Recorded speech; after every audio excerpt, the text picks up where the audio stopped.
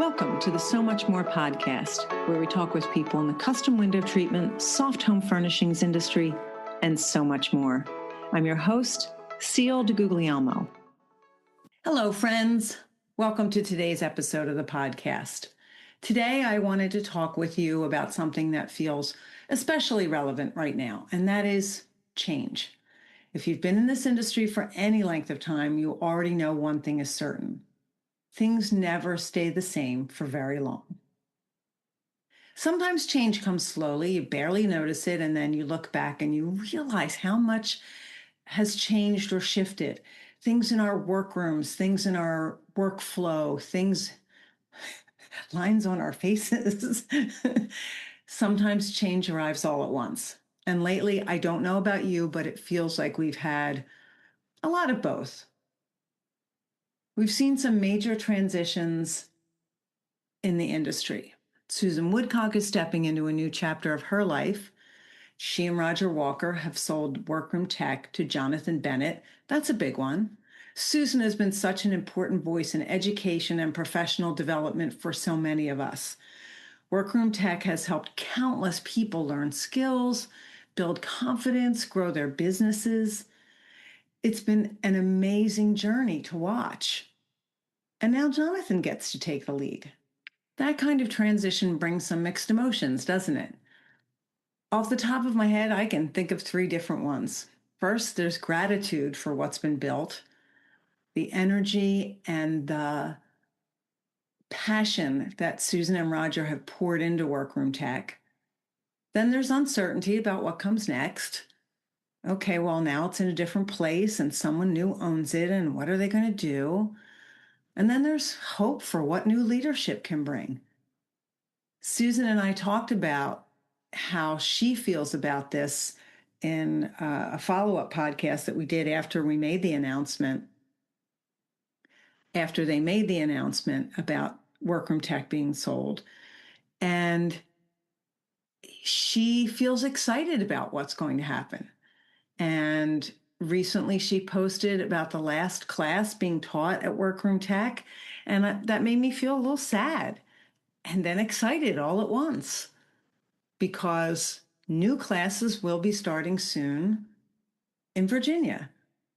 I'm so grateful that Jonathan is going to continue this, and I can only imagine that Susan and Roger feel that same way, because they built something incredible, and they've reached a point in life where they want to do some different things. What if Jonathan wasn't there to take on this responsibility? That would be a huge loss.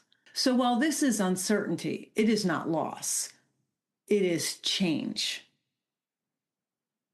But we've also experienced loss, and the passing of Sam Sloan hit many of us hard.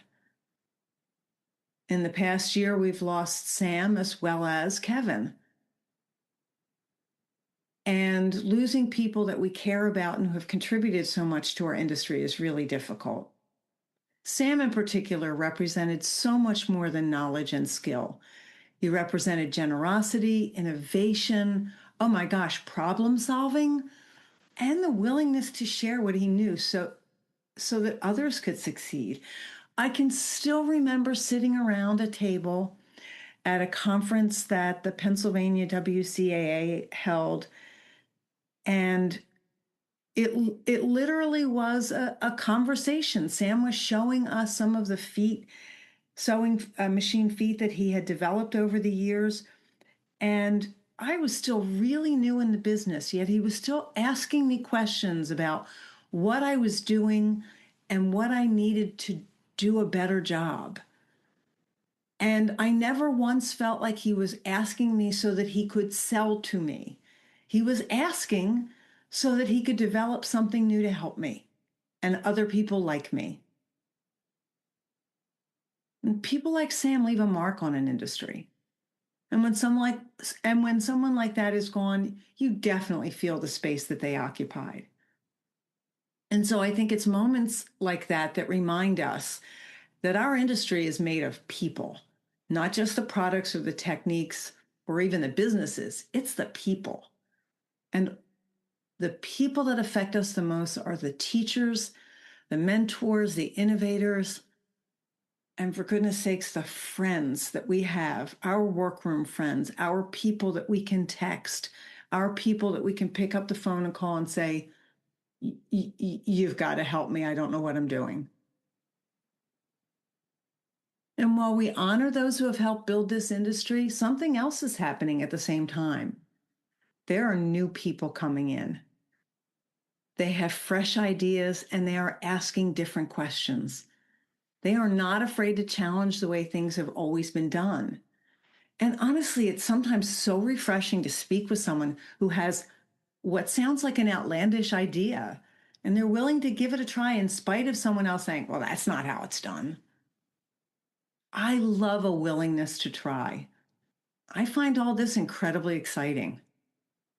I know not everyone feels this way, and I'm actually kind of surprised by how exciting I find all of this because change is one of my least comfortable feelings. And change can be very uncomfortable, especially if you're someone who has worked hard to master your craft. So when someone comes in and says, well, why do you do it that way? It can almost feel like they're questioning everything that you know. But I don't think that curiosity is disrespect. I think curiosity is how we stay alive in an industry. Imagine if Jill Plummer Stanbro Hughes or Susan Woodcock had never asked Sam Sloan questions about sewing machine feet. We would not have some of the amazing feet that Sam and his business developed to help us do a better job. The next generation will not do everything the way we did. And honestly, they shouldn't. Think about what they bring to the table. New perspectives, new energy, new ways to use tools that we've been using for years. And they have new tools and systems. And that does not diminish our experience. It does build on it, though. And that brings me to technology. You all know that I love technology and I love to explore it and see what it can do. It's changing our industry whether we like it or not. And some of you might stop and say, nope, nope, nope. But think about the fact that you have a cell phone that comes with you on a measure or a visit. Think about the fact that you can text a designer or a client a question with a photograph and say, do you want this trim or this trim? Or do you want the center of the pillow to be here or here? And within minutes, we can have an answer and move on. That sounds like a good technology to me. We have better design software. We have better tools to help our clients envision what it is we're trying to explain to them. We have tools that will help us to create a quote in half the time. We have AI tools to help us as solopreneurs, to help us edit an email, to make sure that we don't come across as snarky. We have automation. We have digital measuring systems to make sure that everything is accurate. We have online education. Years ago, those of us who are the dinosaurs like I am, you had to travel and you had to take classes that way. It's a wonderful way to take classes and we should continue to have it because what we do is hands-on. But when you can't, what an amazing thing it is to be able to watch the same thing over and over until it becomes muscle memory to us. And also, due to technology, we have communities to connect people from around the world. So someone can ask a question in the forum on the library and minutes later get an answer from someone who lives on the other side of the United States or in a different country. Technology can help us work smoother and faster. It can help us communicate better. We can market better and easier. How much easier is it to get our pricing together? Or organize our workrooms when we can ask for people to share, well, how do you organize your thread? What do you do with your bolts of fabric? And people can share a picture in seconds. Absolutely can make us more efficient, except for that part where we get distracted by Instagram when we're supposed to be working. That's another podcast. But here's what I don't believe. Technology will not replace what we do. because what we do is not purely mechanical, and it does require our hands. It requires our hands touching fabric, pinning seams, judging the hand of the fabric, and is it appropriate for this job? Testing tension, noticing when it's too loose or too tight, the pressing, the adjusting, the smoothing, the stitching. But it also requires something that's a bit harder to replicate, and that is our brains, our judgment, and our experience. Technology does not have the ability to walk into a room, look at a crooked window or an uneven floor or an impossible corner, and figure out a solution. That's the magic of what we bring to the table, that problem-solving ability. It is a combination of craftsmanship and critical thinking. A machine can calculate measurements. I love my digital laser measure, but it doesn't notice that the wall bows in the center. It can't recognize that our client does not actually understand what they're asking for. And it can't suggest a better solution based on experience. Not the way an experienced professional can. Maybe that's where the future gets exciting, because I don't think the future is about choosing between tradition and innovation and change. I think it's about learning to hold both. We can respect craftsmanship and embrace technology. We can honor the legacy that's been built in our industry, and we can welcome fresh ideas. We can preserve what matters, but we can still evolve. And I don't think that pivoting means abandoning who you are. Unless you're ready to do that, go for it. But trying something new doesn't mean what came before that was wrong. I remember taking Ann Johnson's workroom skills class in Elke Horn's workroom. And after 30 years of making window treatments, she still had not just aha moments, but brain exploding moments. But there were also some things that she looked at and said, I don't think that will work for the people who work for me. I think the way I'm doing that particular thing is still best. So I loved that she was able to look at how she was doing it, decide if it was a valuable change to make, and either make the change or don't make it. So what she had done before wasn't wrong. And if she made changes, it meant she was growing. And that's true for all of us. And growth often does feel uncomfortable. And I know that a lot of us are navigating change in our own businesses right now. Maybe it's pricing, maybe it's learning some new technology, maybe business has slowed down and you need to reach new customers. Maybe you've decided to add services. Maybe you've decided to eliminate services. Maybe after listening to Circle Time a couple months ago in the library with Ann Johnson and Laura Nelson, you've decided to set some boundaries. Or maybe there are some old ways of working that are no longer working for you and you're letting go of them. It can all feel very scary, but you know what? It can be really energizing. And maybe this season of change is not something to fear. Maybe it's an invitation to learn, adapt, to mentor, to stay curious. But most importantly, we need to remember that we are part of something that's bigger than ourselves. Industries evolve because people contribute, teach, share, and build. And we are so fortunate to have that in our industry. It's only June. I am so looking forward to the Custom Workroom Conference because of that ability to teach and share and see what others have to contribute. But each of us has a role. Whether you've been doing this for 40 years or 4 months, you matter.